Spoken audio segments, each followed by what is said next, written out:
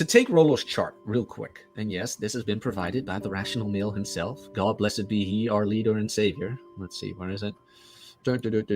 As you can see here, men are deemed like mid to late 30s at their peak SMV. But most of you have probably looked around, seen your fellow male peers, and be like, what does this have to do with peak? The greatest criticism we get from women on like this maxim is that exact statement, like most older men are gross, most older men are out of shape, balding, just ugly, you name it. So what I wanted to present or ask you gentlemen today is, what is necessary for a man to actually reach his peak in his mid to late 30s to make this chart become reality? Well, so the thing that we always talk about is just all the facets that make up frame. You know, it's like, do you have your finances in order? Do you have your, physical fitness in order? And do you have a mission for yourself and goals set up and reach the destination that you want to reach? Mish? Yeah, it doesn't magically happen once you hit 30 or like 35. Life doesn't work that way. You actually have to put in some work.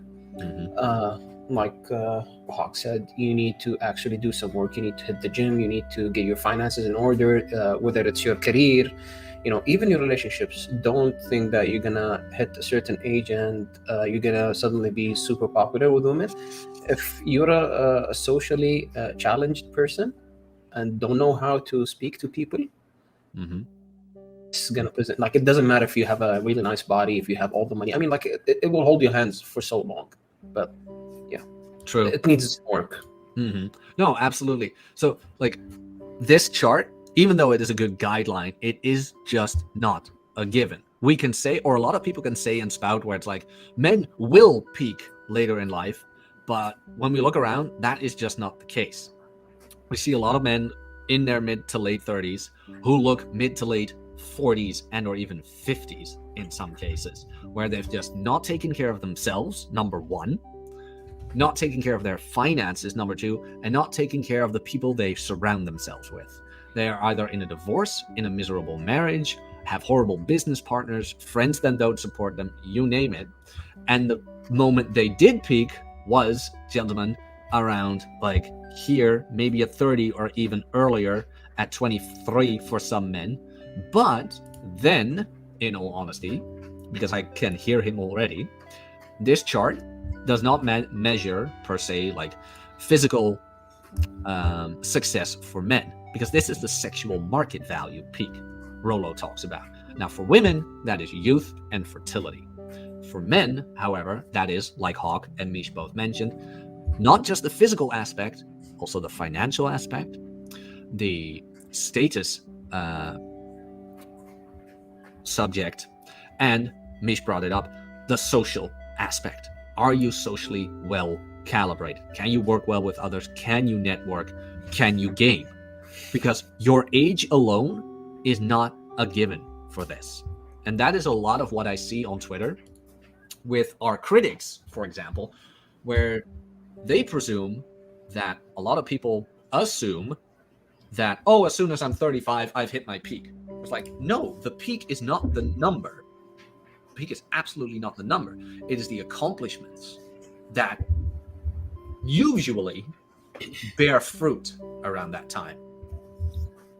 Well, yeah, like your age is an indication, generally speaking. Well, I mean, I think all of us here can confirm that as we've gotten older, things have gotten easier in the SMV marketplace, and that's not just because like the magic 365 days around the sun magically changed us. It's just because you have more opportunities for more experiences and you learn from things.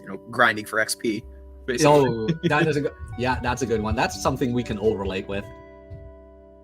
At least I presume we can all relate with that. Hey, it's Library Chick. Good to see you. Yeah, see you in the chat. Yeah, always nice to see her. Oh, hey, how are you?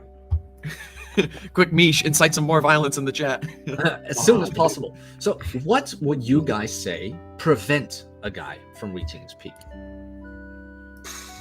Well, I think the first thing for my self, coming from a more like TradCon community, would be blue pill conditioning, what we call it. I think that's the first step here. It's just like kind of like I don't don't know, it's like there's like this weight that's holding you down, and you kind of gotta like cut it loose, in order to learn from your mistakes, so to speak. So that's definitely one part of it. Nish? Yeah, I would agree with Hawk. I would relate that with a real life story of a friend of mine. He's the embodiment of the movie 40-Year-Old Virgin. Oof. Yeah, he's close to 40, and he never had a woman touch him before other than his mom. You mean in a paternal sense, right? Yes. I mean, like there. you know, generally, like a female touch. The only one who touched him was his mom. Maybe a nurse. I don't know, but yeah, like even when he tried to, you know, meet somebody, all the blue pill conditioning, you know, from the religion side, and you know, whatever is going on in the culture and life itself, it's holding him back. Even when he went on online dating apps, he went with a blue pill mindset, and he even told me, like, dude, none of these chicks are talking to me. Nobody's, you know, I'm trying to find somebody, but it's not working out. I told him, like, yeah, you shouldn't be talking to a girl on a dating app about video games and anime. Literally. You shouldn't. Ooh. Do tell. Yeah, I mean, like, you don't open a chick with like telling her, oh, I don't go outside, I have no social life. I just go to work and go back home in my cave and just watch anime and play video games all year long. Like, I rarely travel. Like, literally, the guy doesn't, he travel maybe like once every 2-3 years. He goes to Japan, and that's it. Yeah, he doesn't go out. He doesn't have friends. He doesn't have any hobbies other than the video games and anime. He's not that socially adjusted. He knows how to talk to people, but he prefers not to. All of that plays a huge part of him, like in the things that are holding him back. No, absolutely. Like, it has prevented him from ever reaching a peak. Stand alone his peak, you know. And the funny thing is, he's not that good looking. He's not bad looking, but he's not good looking. I'm talking physically and aesthetically wise, and he's not that rich. He's okay. He's doing okay. And his standards for a woman is like, I need this type of woman. She needs to have this color of hair. She needs to have this certain look.